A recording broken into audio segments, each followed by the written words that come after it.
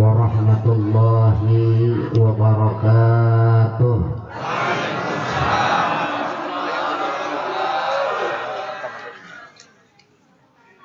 Alhamdulillah, alhamdulillahilladzi syaraha sudurana lil Islam wa syarrafana bi an ja'alana min ummati khairil anam.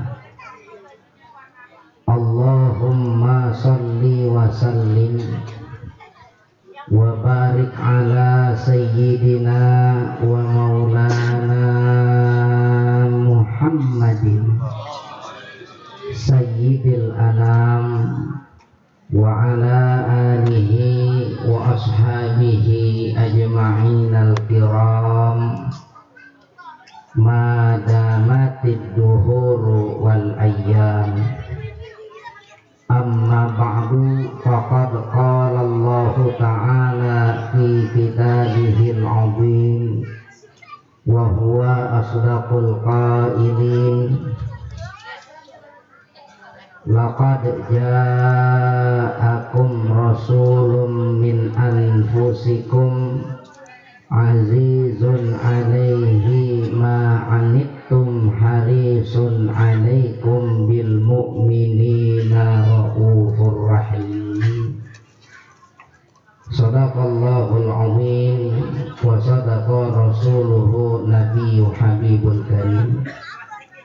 Hadratul muhtaramin yang saya hormati dan saya muliakan, para habaib, para alimil ulama, para kiai, segenap asatidzah wal ustadzat, tokoh masyarakat sekalian, wabil khusus guru kita yang sama-sama kita muliakan, kita banggakan, Al-Mukarram wal Muhtaram Bapak Kiai Haji Sudirman. Kita doakan mudah-mudahan guru kita Allah Ta'ala berikan sehat panjang umur, Allah Ta'ala pelihara zahir batin beliau senantiasa di dalam kebaikan dan keberkahan dari Allah Ta'ala. Allah jadikan ilmu beliau adalah ilmu yang bermanfaat untuk kita semuanya. Segenap panitia peringatan perayaan Maulud Baginda Nabi Muhammad sallallahu alaihi wa alihi wasallam. Hadirin wal hadirat, bapak-bapak, ibu-ibu serta kawan-kawan saya semuanya yang insya Allah senantiasa dirahmati oleh Allah Ta'ala dan diberikan keberkahan yang banyak. Amin ya rabbal alamin. Ini perasaan udah malam. Tadi guru kita memberikan sambutan qalla wa dalla, ya, singkat, padat, jelas semuanya. Memang ciri khas orang alim begitu, ngomong nggak panjang lebar, sedikit bicaranya tapi banyak maknanya yang bisa kita serap di dalam hati sanubari kita. Beliau berkalam seperti itu bukan karena nafsu beliau, tapi inilah dakwah Islamiyah yang mana beliau sampaikan kepada kita. Itu semuanya dasarnya ada. Beliau dapat dari gurunya, yang gurunya dapat dari gurunya lagi, dapat dari gurunya lagi, yang itu sangat nanti sampai kepada Rasulullah Shallallahu Alaihi Wasallam. Makanya kita yang dengarnya asyik, enak, biar sedikit jelas sampai ke dalam sanubari kita. Beliau langsung kepada inti. tatkala kita itu cinta kepada baginda Nabi Muhammad Sallallahu Alaihi Wasallam, maka tidak bisa tidak, mesti direalisasikan cinta kita kepada Nabi adalah dengan menghidupkan majelis taklim. Karena memang majelis taklim ini adalah wadah untuk kita menerima warisan-warisan para anbiya, terkhusus warisan baginda Nabi kita Nabi Muhammad Sallallahu Alaihi Wasallam. Nabi kita tidak mewariskan dinar, Nabi kita tidak mewariskan dirham, apalagi rupiah lecekan kayak di kantong kita. Tapi yang diwariskan baginda Nabi kita Nabi Muhammad Sallallahu Alaihi Wasallam tidak lain adalah ilmu. Dan ilmu ini bisa kita dapat dari ahli warisnya para nabi. Siapa mereka? Al ulama'u warathatul anbiya. Para ulama, orang-orang alim, orang-orang yang di dada mereka itu ada ilmu, merekalah ahli warisnya para nabi. Bahkan tadi beliau sampaikan, kita kalau umpama pada mau ngaji, jangan pakai maksain baca kitab ini itu kepada guru kita. Benar, biarkan guru kita yang memilihkan kitabnya kepada kita. Walaupun guru kita kasih kitab yang tipis kepada kita, walaupun guru kita kasih kitab yang berbahasa Melayu untuk kita, kalau guru kita yang pilihin udah sedap rasanya. Sebab bukan di dalam kitab itu ilmu, tapi ilmu itu ada di dalam dada pemilik ilmu. Dalam satu syair dikatakan, walaisa fil kutubi wad dafatiri ilmun fa innamal ilmu fi sudurir rijal man talabal ilma faridan duna syekhi fa innahu dhalal. Tidaklah ada di sekalian kitab-kitab dan segala daftar-daftar itu ilmu, tidak ada. Ya, bukan di dalam kitab ilmu itu. Fa innamal ilmu fi sudurir rijali, hanya saja ilmu itu ada di dalam dada pemilik ilmu. Siapa mereka? Ulama. Ulama itu di dadanya ilmu. Biar kata yang dibacanya itu kitab yang tebalnya segini nih, ini baru 1 jilid, itu kitab ada 100 jilid, 1 jilid segini tebalnya nih, gede gak? Umpama kitabnya segini, tapi yang menjabarkan kepada kita bukan seorang ahli ilmu, maka nggak enak rasanya. Tapi biar kata kitab kita sama kelingking, tebalan kelingking, ya, biar kata kitab kita sama kelingking, tebalan kelingking, tapi kalau yang menjabarkan kepada kita itu seorang ahli ilmu, maka sungguh bakal sedap rasanya. Jadi kalau orang ngaji ini ibarat masakan sama kokinya. Biar kata bahannya timbang wortel sama tomat, tapi kalau yang masaknya koki handal, bisa jadi enak tuh masakan. Tapi kalau umpama itu bahannya daging yang enak, ya, yang masaknya bukan ahlinya, itu daging rasanya pahit di mulut gitu. Makanya nih Bapak Ibu sekalian, doakan guru kita Bapak Ki Haji Muhammad Sudirman, mudah-mudahan Allah Ta'ala senantiasa berikan sehat panjang umur. Ini benar, kita butuh sosok seorang guru yang bisa menempa hati kita agar bisa sampai kepada Allah Ta'ala. Kenapa? Man talabal ilma faridan duna syekhi fa innahu dhalali. Maka sungguh siapa orang yang menuntut ilmu sendiri-sendirian, duna syaihi, tanpa ada bimbingan seorang guru, fa innahu dhalali, maka sungguh sesatlah dia. Kita punya kitab banyak, kita baca sendiri tapi nggak pakai petunjuk guru, bisa jadi nanti maksudnya kitab ke kanan tapi kita jalannya ke kiri. Kenapa? Karena tidak ada petunjuk guru di dalam pengajaran itu.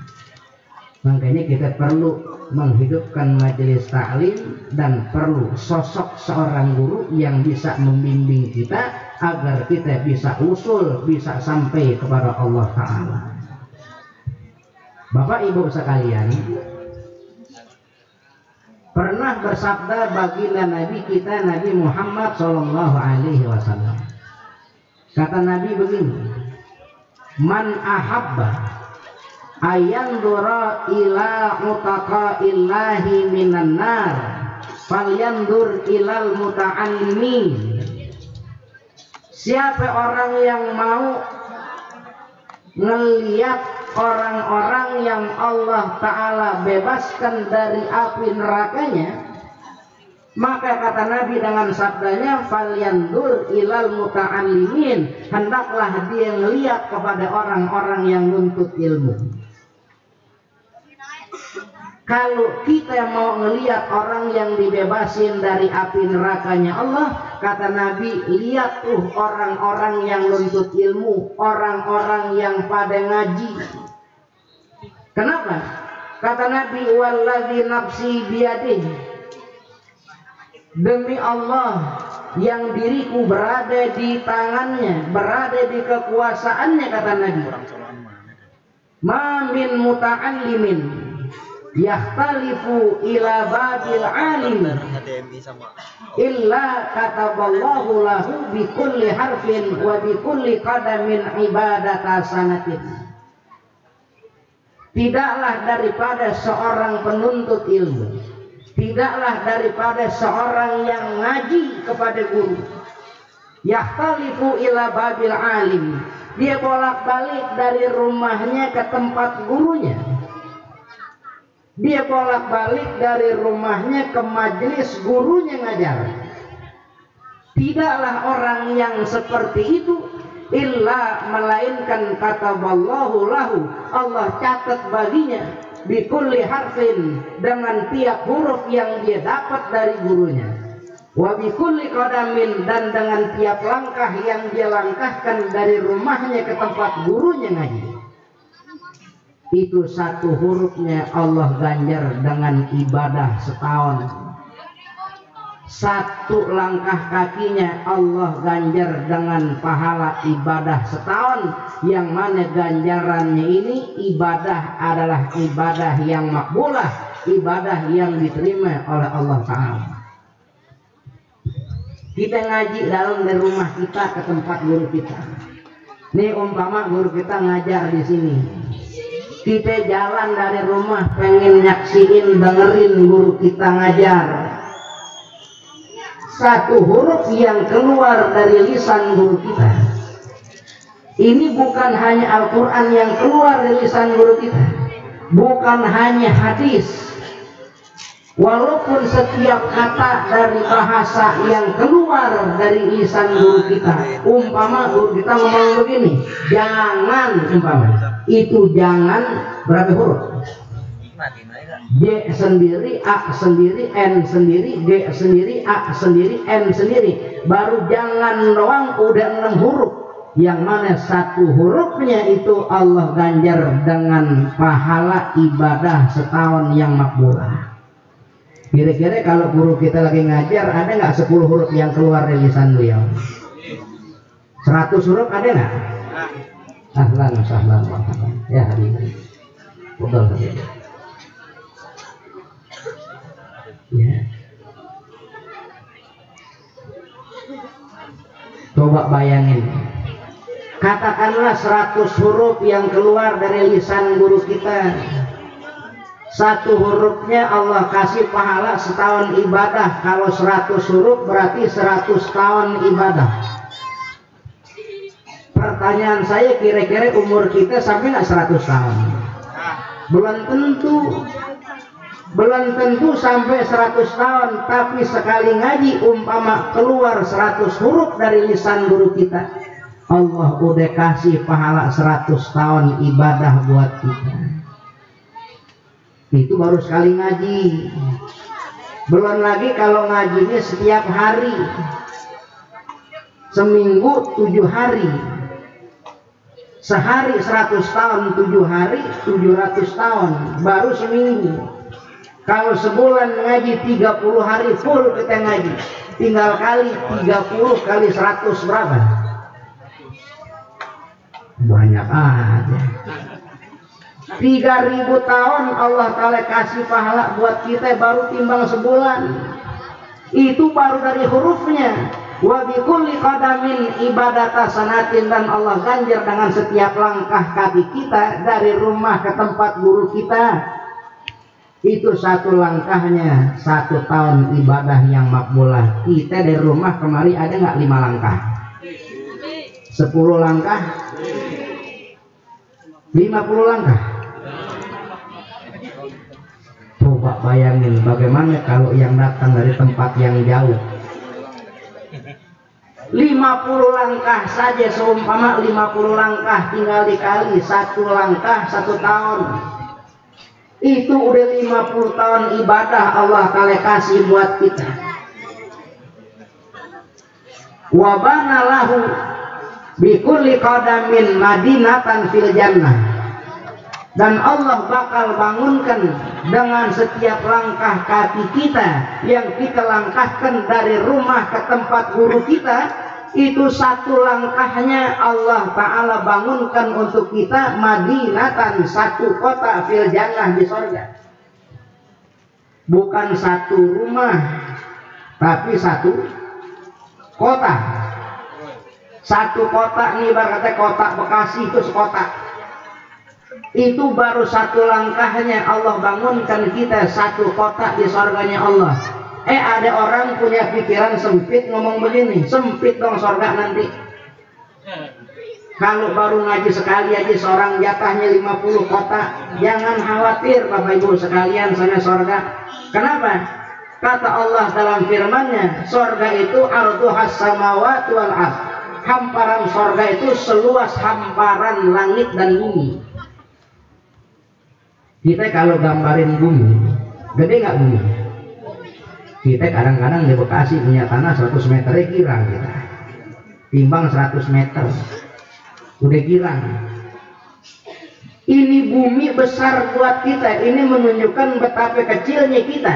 Lalu ahli mengatakan bumi itu di dalam tata surya itu hanya diibaratkan debu dari debunya tata surya.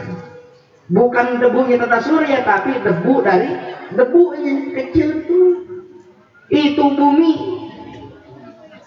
Lalu bagaimana dengan diri kita, pribadi kita yang hanya 1 makhluk dari banyaknya makhluk dalam bumi? Coba bayangin, kecil banget kita.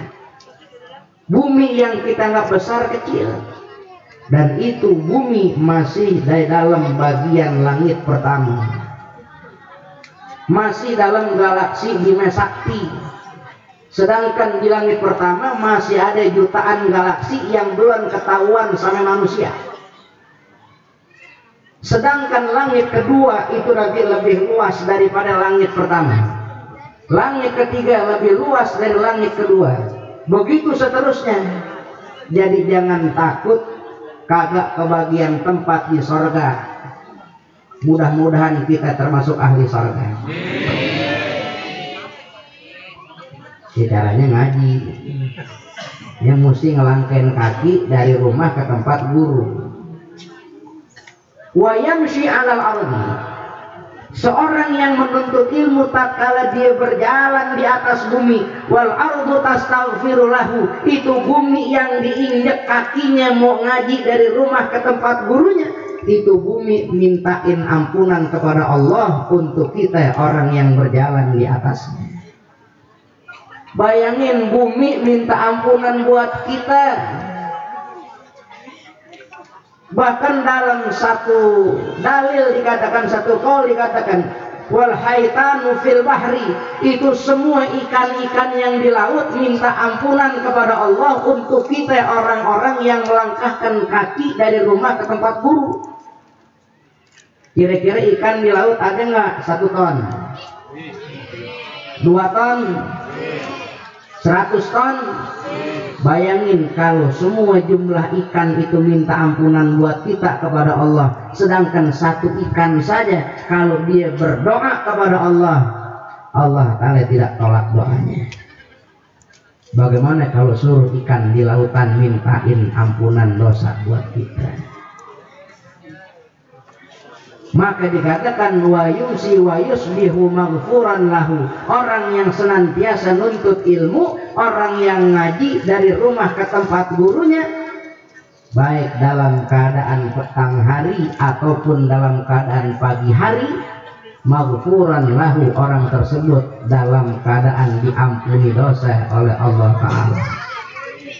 Ya bagaimana enggak diampuni dosanya?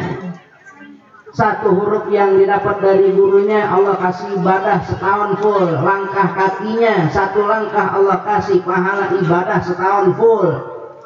1 langkah kakinya Allah Ta'ala sudah buatkan baginya 1 kota dalam sorga. Diinjak berjalan di atas bumi, bumi yang diinjak mintain ampunan dosa buat dia, ikan-ikan di lautan mintain ampunan dosa buat dia.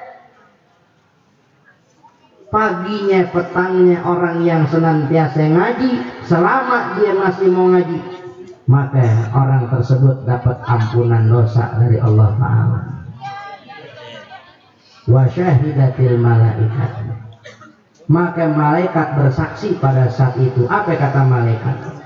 Haula min utaqaillahi minan nar. Nih orang-orang yang begini nih, orang yang mau ngaji, orang yang nuntut ilmu, orang yang nyempetin untuk bersibuk-sibuk urusan akhirat di antara kesibukan dunianya. Orang yang mau nuntut ilmu, orang yang mau nimba ilmu, orang yang masih mau ngerapiin urusan ibadahnya kepada Allah, orang yang masih mau tahu urusan fardu-fardu, urusan rukun-rukun, urusan yang membatalkan ibadah, dia masih penasaran sama hal yang begini.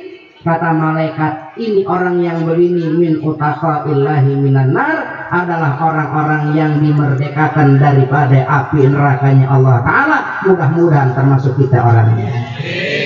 Mudah-mudahan termasuk kita orang-orang yang Allah bebaskan daripada api nerakanya Allah Ta'ala. Makanya pas tadi guru kita sampaikan, kalau kita cinta kepada Nabi Muhammad SAW, maka enggak bisa enggak kita mesti ngaji. Karena yang ngerebutin warisan Nabi bukan ngerebutin dirham dan dinar, tapi kita merebutkan ilmu, yang mana ilmu itu bisa bermanfaat untuk kita. Seingat Al-Walid Mu'alim Syafi'i Hatani, di akhir hayat beliau sering menyampaikan begini, banyak orang-orang bikin tema dalam perayaan tablighnya, marilah bersama-sama kita tingkatkan iman dan takwa. Abah menjelaskan apa itu arti takwa. Takwa itu imtithalu awamirillah wajtinabu nawahi. Takwa itu menjalankan perintah Allah dan menjauhi larangan Allah. Kata Abah begini, itu dalam artian itu ada 1 masalah yang mesti kita pecahin. Kalau takwa itu menjalankan perintah Allah, bagaimana kita bisa menjalankan perintah kalau kita nggak tahu apa yang diperintah? Benar nggak kira-kira? Takwa itu menjauhi larangan Allah. Bagaimana kita bisa ngejauhin larangan Allah kalau kita nggak tahu apa yang dilarang untuk kita? Maka orang yang mau menjalankan takwa, mau tidak mau dia mesti mencari tahu itu, mencari tahu apa saja perintah Allah, mencari tahu apa saja larangan Allah, mencari tahu perintah agar dia bisa jalankan, mencari tahu larangan agar bisa dia jauhkan.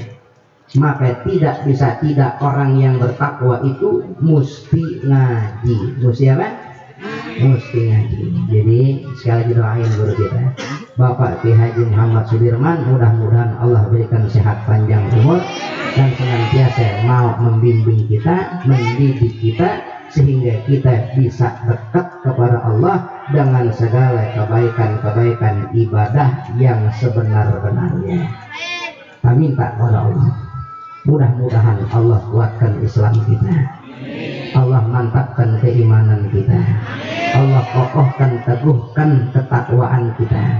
Kalaupun nanti datang ajal kita, datang malaikat Israel ingin menjemput nyawa kita, mudah-mudahan Allah wafatkan kita dalam keadaan husnul khatimah, mati dalam Islam, mati dalam iman, mati dalam takwa, dan mati dalam keadaan cinta yang besar kepada baginda Nabi kita Nabi Muhammad Sallallahu Alaihi Wasallam. Mudah-mudahan dengan sebab kecintaan kita kepada Nabi Muhammad Sallallahu Alaihi Wasallam, nanti Allah Ta'ala kumpulkan kita bersama baginda Nabi Muhammad Sallallahu Alaihi Wasallam di surganya Allah Ta'ala. Amin ya rabbal alamin. Minta kepada Allah, mudah-mudahan Allah Ta'ala kabulkan segala doa dan hajat kita. Allah mudahkan segala urusan-urusan kita, urusan dunia dan urusan akhirat kita. Ala hadihin niyah wa ala kulli niyatin salihah wa ila hadratin Nabi Muhammadin sallallahu alaihi wa alihi wasallam bisiri asraril Fatihah. Alhamdulillahi rabbil alamin arrahmanir rahim maliki yaumiddin iyyaka na'budu wa iyyaka nasta'in ihdinas siratal mustaqim siratal ladzina an'amta 'alaihim ghairil maghdubi 'alaihim waladdallin rabbighfirli wal walidayya amin. Bapak Ibu sekalian, saya sekalian mengundang insyaallah nanti Jumat 25 November malam Sabtu saya di rumah Cempaka Putih ingin mengadakan perayaan Maulid baginda Nabi Muhammad SAW sekaligus haul Al-Walid Ma'alim Syafi'i Hadani yang ke-17. Mudah-mudahan Allah Ta'ala berikan antum sekalian sehat panjang umur dan ada kuasa waktu bisa hadir di dalam acara tersebut. Mohon maaf atas segala kekurangan yang ada. Wa'alaikum minkum. Wassalamualaikum warahmatullahi wabarakatuh.